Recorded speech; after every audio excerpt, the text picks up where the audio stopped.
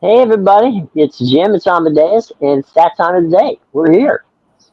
And Amadeus, a couple things we didn't get to, and that's my fault, over the weekend, and that was Charles Barkley, who we've been talking about quite a bit lately. It actually absolutely blew everybody's mind by saying that he was going to retire at the end of the 2025 season. Um, he's 61 years old.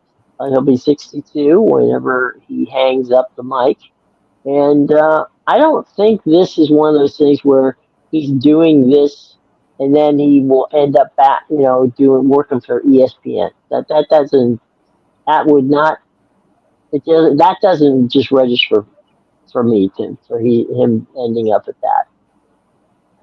Yeah, obviously, he's a guy that's had two careers now, and he's done enough where he doesn't need to continue doing this. And I think, yeah, the situation that's going on with the TV rights has a lot to do with Mhm. this, right? He probably thought Yeah. about it, and he said, if I don't get to continue doing the thing I love with the people I love, then I don't want to continue doing this because, frankly, I don't have to, right? So yeah, Hmm. it's a bit of a shock for sure that news came over the weekend, but it is what it is, and we will have to live with it. I mean, you can blame the NBA and Adam Silver for breaking up one of the best shows that one of the best analyst shows that they've had over the years. So yeah, it's definitely disappointing and the end of an era for sure. Absolutely. And you brought up a good point about um, things that we talked about before about the importance of chemistry. And there's no way on the planet that they can put Chuck or you take Chuck and Shaq and decide, okay, I'm going to hire Chuck and Shaq, right? If you don't have Kenny and Ernie, the chemistry's not going to. It's just not going to work well. And the guys behind the cameras, I mean, the producers, the directors, the camera guys. I mean, everybody is a team, and it takes that team to make it. And by the way, it took 35 years to get them to the point where they are right now.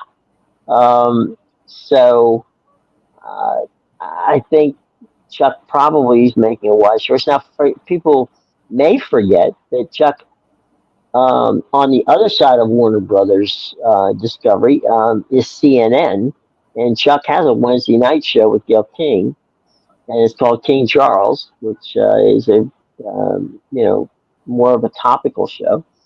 And he didn't say he was leaving that, so he's still employed by the Warner Discovery people from that standpoint. But I don't think this is anything to get leverage for an ESPN gig or for Amazon or for whoever, if it's NBC, NBC. No, because he could walk over and do that today. That's not a problem. But I think he knows. One of the great things about Charles is he knows what he reads a room. He reads a room fantastic, and he knows when he, what are they going to do if he goes to ESPN or anywhere for that matter? He's going to get compared to himself on TNT.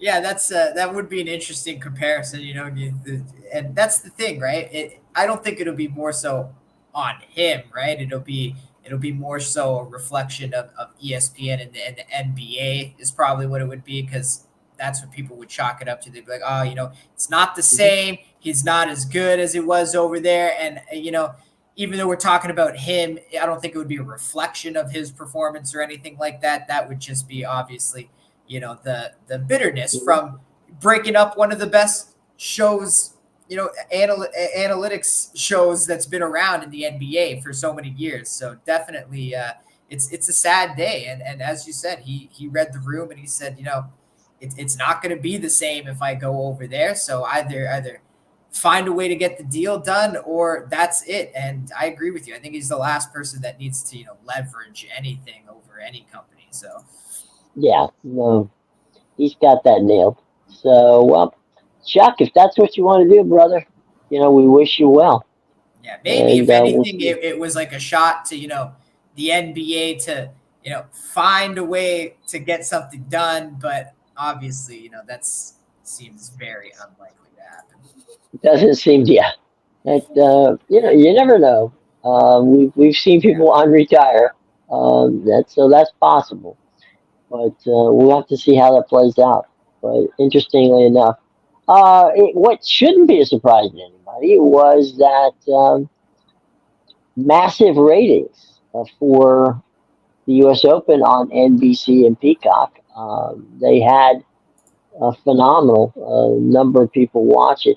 It was the largest audience since 2013. Viewership was 11 million four. Those, by the way, that 11.4 is NFL numbers. Between the hours of 6:15 and 6:30 p.m. Eastern time, it was 11.3 from 6:30 to 6:45, which is the highest viewership, of any event on NBC Sports since 2015. And so, yeah, I think that Peacock broke a record for the most streaming minutes, um, and and there you go. I mean, it was. I don't think. I mean, we weren't surprised because we loved it. We loved the competitiveness of the first, the Saturday and Sunday. So I don't think anybody's surprised that the numbers are big. Yeah, definitely, and obviously the way it was ending and how close it was, really, too. Yeah. There was quite a few people in there that obviously the DeChambeau won with the 6 under, and McElroy had the Hmm. 5 under, but there was a big tie for 4 under, so it was a very close race in general throughout the weekend. I don't think anybody really knew, who was going to come out on top. There was no clear cut. Well, this guy's running away with it. Right. Good point. And the other thing is, and I think this is important too, it wasn't up against anything. I mean, this, you could still watch all the entire day of soccer and still have 2 hours of the golf left. Yeah, and everybody, all the good guys tee off last, so that's when Oh yeah, if you want to tune in just for the victory race, that's the perfect time to tune in. right. I mean, it's you figure that you're going to catch them if you get them if you're at 5 o'clock and they're going to sign off around 7.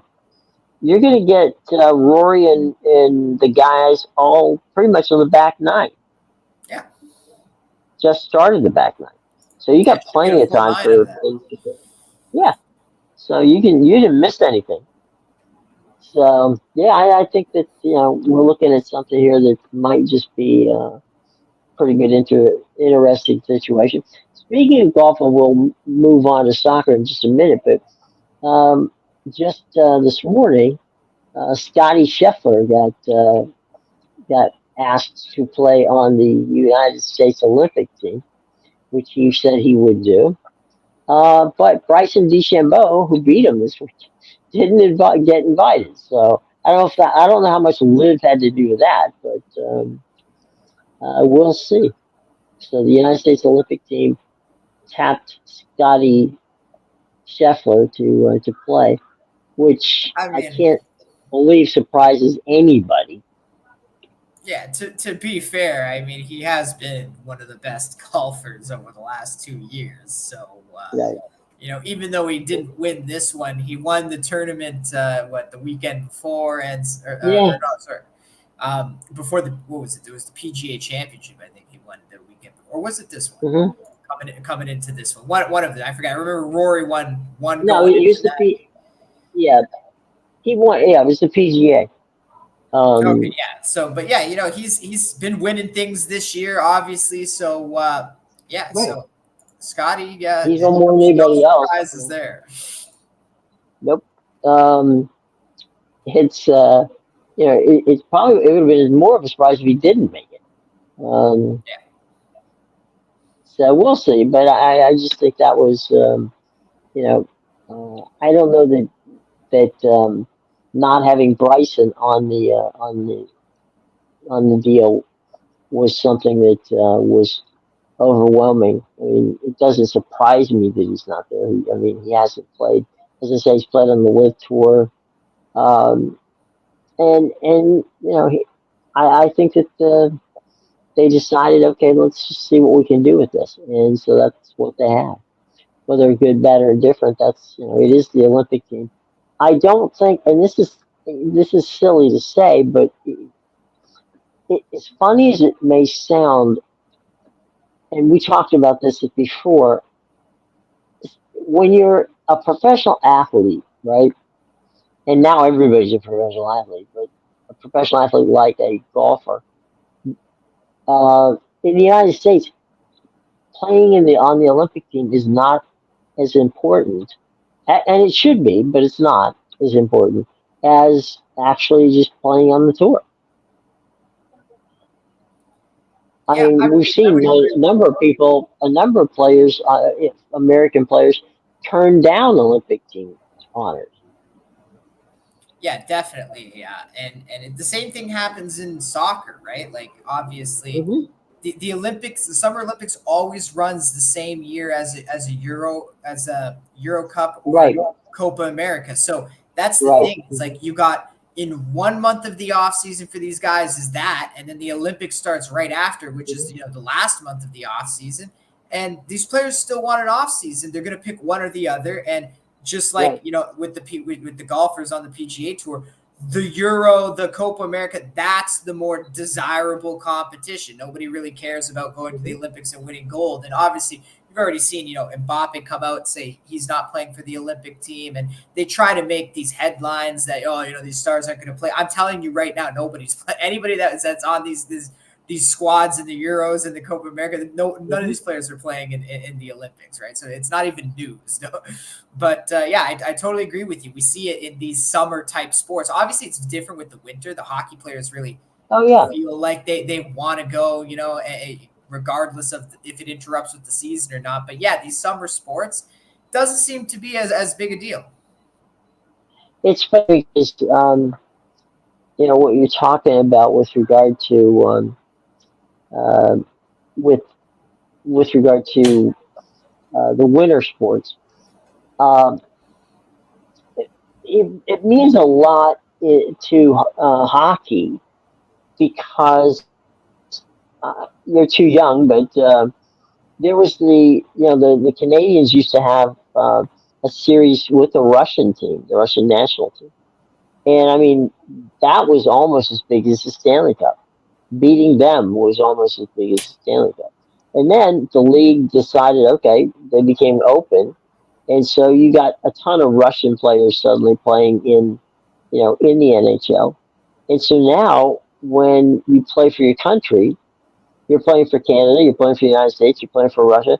It means something because these are your home guys, which is in many ways the same reason that the baseball the world championships of baseball has meant something. That has been fun for a lot of guys because you know smaller countries can end up winning the whole thing because I don't think people realize how many Panamanians play professional baseball.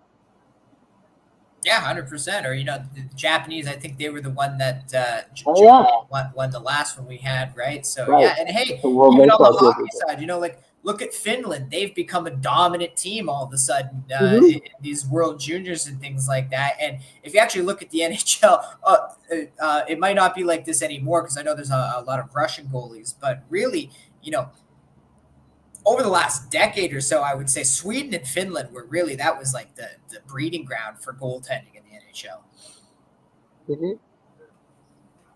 And it's wild. I mean, it's a good thing. I mean, I think so. I think it's Yeah, you know, I think the hockey aspect. Now, I do know that the hockey people were a little, not necessarily keen on the fact of going to, say, Korea or something like that. But they've also grown the sport, which I think is not a bad thing either. So good on them. All right. Kylian Mbappe. Yesterday we were talking about his political leanings, and today we're talking about the fact he's not going to be there you know, for a few games to be sure. And that broken nose is is not something that you know we thought was going to happen yesterday. We didn't foresee that injury, and so now Kylian Mbappe, good, bad, or otherwise, is going to be sitting on the bench, cheering on his mates. But they're going to have to play better than they did yesterday. Yeah, so obviously, the injury is very unfortunate. He's going to end up missing Mhm. the next two group stage matches. He should be back for the knockouts. Obviously, assuming France is going to make it, as if they don't, but you never know. But they should be in the knockouts, and he'll be back for that with the good old ocular mask on. I don't know what Mhm. kind of specific mask it's going to be. We've seen a few different ones. Obviously, Victor Osimhen was one guy who was repping it the last year. And actually, fun fact about him, because I think he fractured his actual like ocular bone. When the trainers at Napoli told him he could take it off, he still said no. I'm still gonna wear it. I don't want to like re-injure the thing. People keep hitting my face, so we're going to see Mbappe in the mask for sure. Very unfortunate injury. But yeah, it's funny. We had that conversation about him yesterday because even prior to him breaking his nose out on the pitch, he looked like a guy whose head wasn't in the game. Obviously, the big one was that breakaway that he missed in front of the net. And it wasn't just him. Look, the whole French team, I mean, credit to Austria because I did say Austria. I have them qualifying from this group in third at least. I think they're a very quality team. And I thought they were going to give France a bit of trouble. I still thought France was going to win the match, but that was, yeah, definitely not an impressive performance from the whole team of France for what we saw yesterday. This is not, the team that looked so good at the last World Cup 2 years ago. So, look, they have tons of talent. I'm sure they're going to get their stuff together. But yeah, it's a little concerning going forward because obviously their next match is going to be against the Netherlands, who I know you were calling out as a bit of a dark horse. A lot of people liked it in this tournament, and the Netherlands does have a very good team. So it's going to be interesting. It's funny because France beat them. They played over the last year twice in the Euro qualifiers, and France won both those games in the Netherlands and in France. So they ended up getting put in the same group that they were. They were both in the same group of the qualifiers, and they get put in the same group of the actual competition, which you know a little interesting there. But yeah, it's something where that match becomes a lot bigger now because Netherlands, I would say, is the second strongest team in the group, and now you're going to be without Mbappe. You didn't look great with him on the pitch. How are you going to look without him? And obviously they got guys like Colomwani and some other guys that can somewhat fill in that role a bit, but still got clowns like Ousmane Dembele on the field who doesn't know how to do proper pass. So it's going to be interesting to see this France Netherlands game in the next round. I think it's going to be an exciting one at least. Yeah, and I think we talked about it in the run up to the game yesterday about the importance of goal differential. I mean, France only scored one goal yesterday. They got the 3 points, but now um, that may become a factor. We don't know. Yeah, and especially in this group, like I said, there's three strong teams, right? And Austria, they played pretty well after they went down. Hmm. They didn't sit back and die. They tried to get after France, and they even had a few chances to tie the game. So, like, here's a scenario for you now where the goal differential could come into play. So, France beats Austria. Obviously, Netherlands beats Poland. Let's say now the Netherlands takes advantage of France.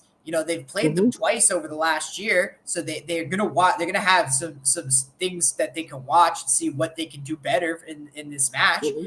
Let's say Netherlands beats France, and then Netherlands loses to Austria, and Hmm. Austria goes and beats Poland. Well, now there's a three-way tie for 6 points at the top of the group in that scenario. So that's a scenario where goal differential is going to come into play.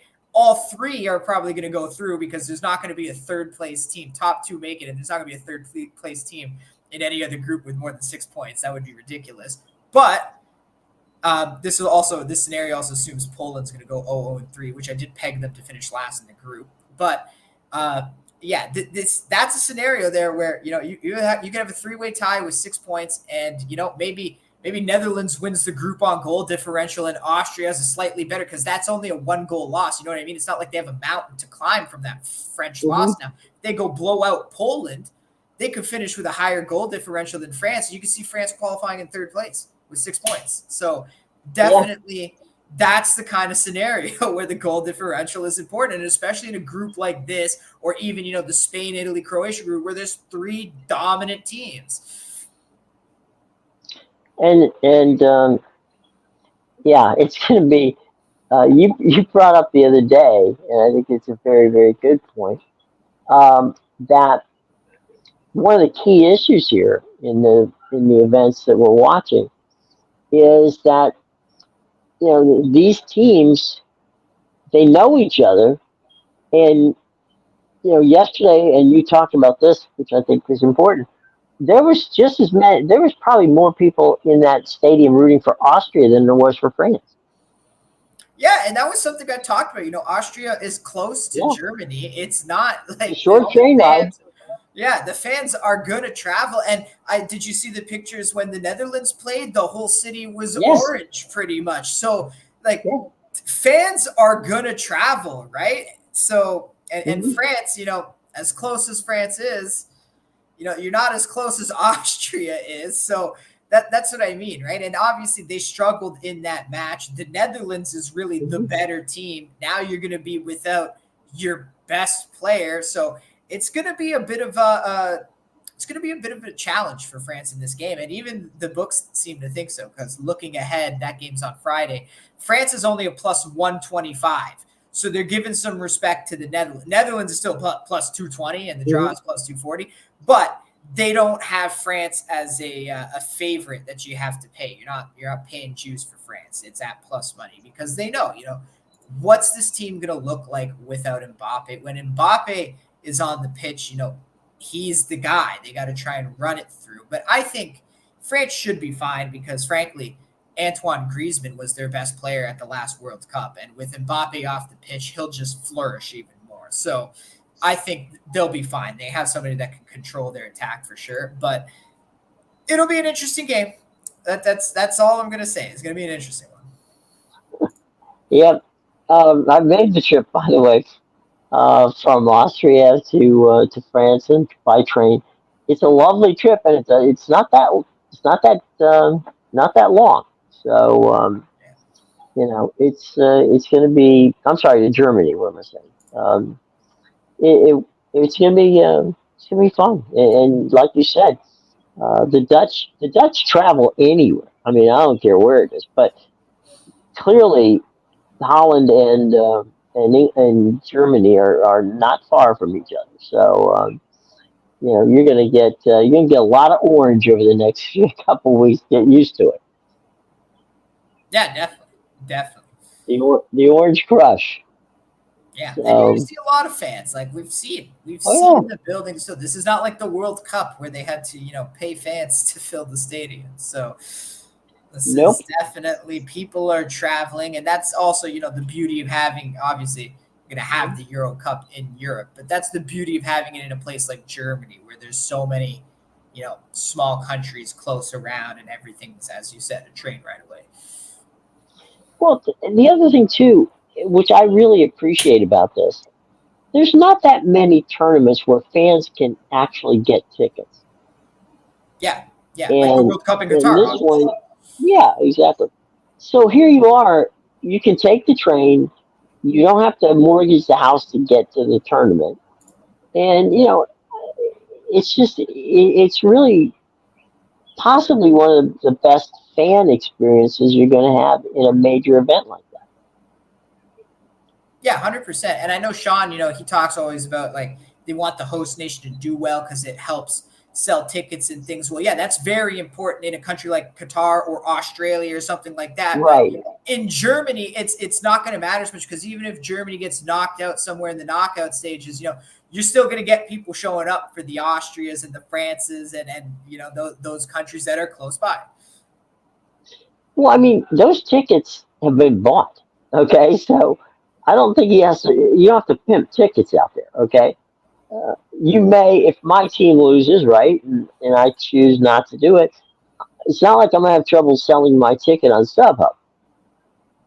Yeah, exactly, right? Somebody else who didn't think the team was going to be there will buy it. Yeah, it's coming, and And that's actually so usually how the Italians work. Like, you're not going to see a ton of mhm, Italians in the stadium during the group stage because we mhm. understand our team is a disappointment. And until they show us in the group stage that they're going to do something, then we'll start to show up at the games when it gets more serious.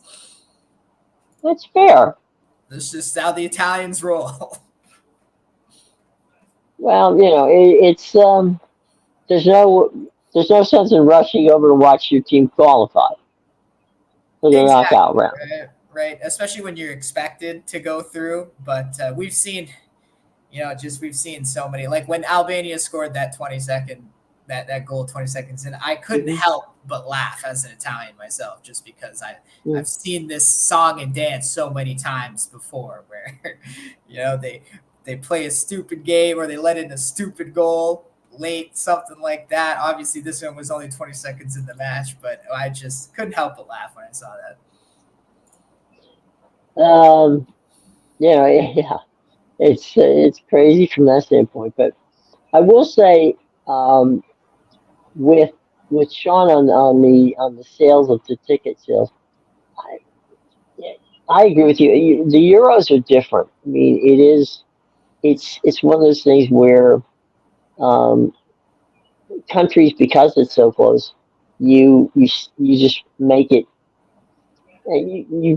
People plan years in advance for this, so you know I think that's important. And if you remember, there's what a couple years ago. It's been more than a couple years ago. Um, Qatar and the U.S. both bid on the possibility of holding the Euros. You know, one in the hot Middle East, the other over here.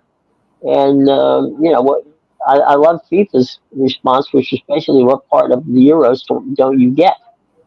Yeah, like it's not it's for Europe. You should never take the Euro Cup away from a European country because there's Well, no that's like other nations. It's the battle of Europe. right. It's that's like taking the World Series and saying, well, we had two great Japanese players. Let's play the game in Tokyo. Yeah, exactly. Like Um, you're not going to see the Africa Cup of Nations get played, in Japan. Like that's not going to happen. right. So Yeah. definitely, obviously the United States found their way to claw Copa America away, but that might be good for Copa America because it was a very small field. There was only, I think, 10 teams in the usually in the World Cup qualifying for South America. It's only a 10-team group, and Hmm.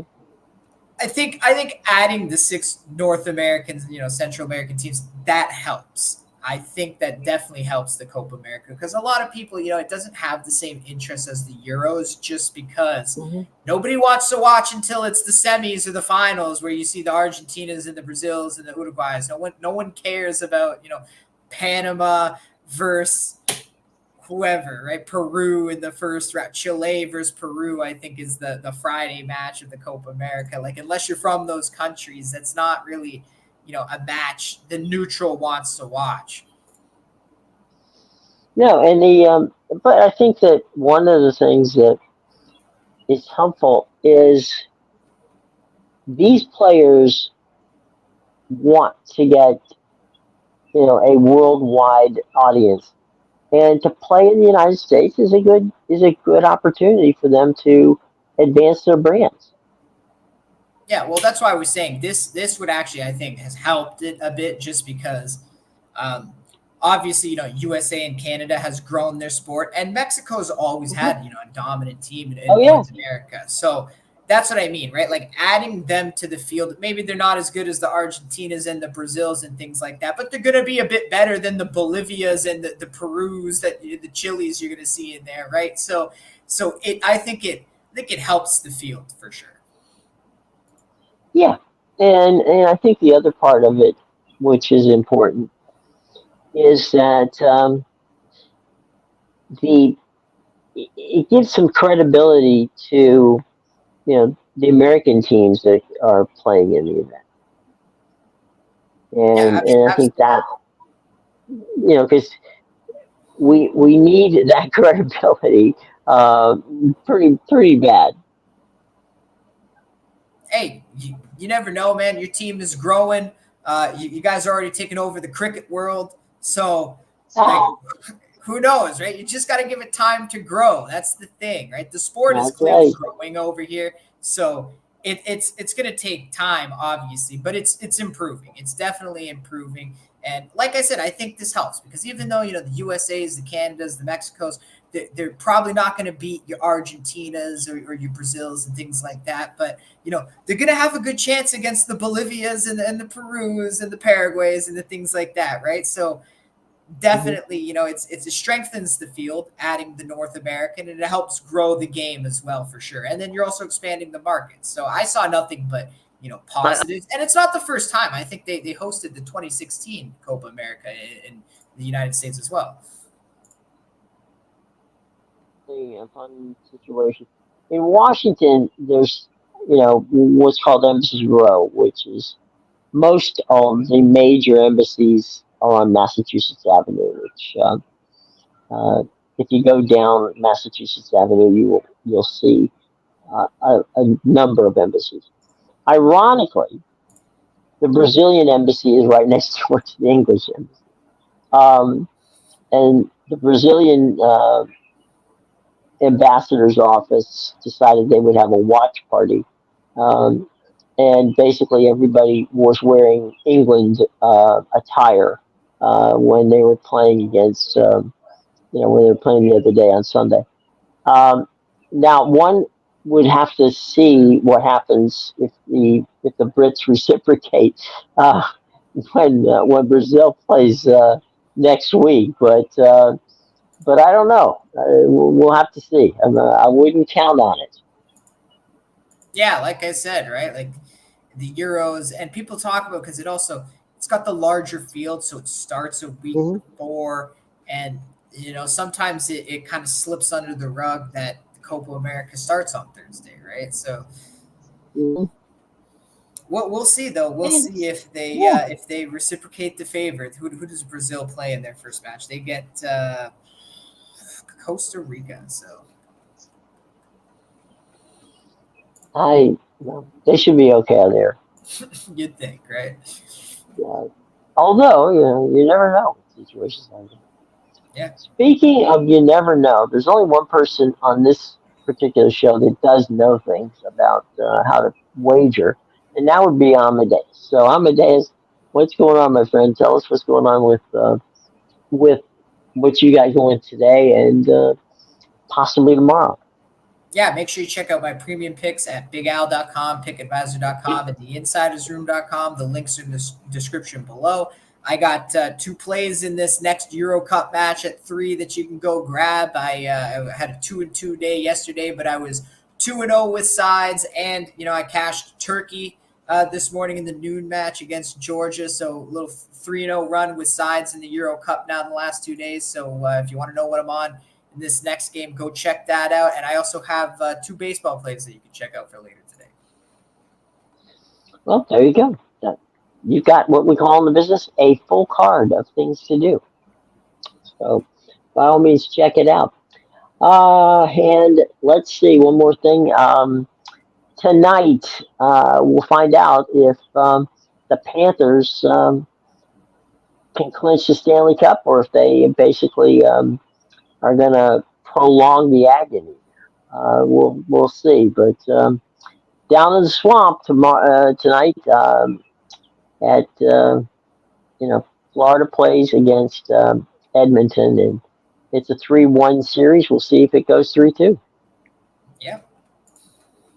So there you go. One college baseball game tonight. It's an SEC battle in the World Series. It's Florida, Kentucky. The game's on 7 o'clock on ESPN. So that might be worth checking out. All right, boys and girls, we've had fun. For Amadeus, I'm Jim. We'll see you tomorrow. Take care.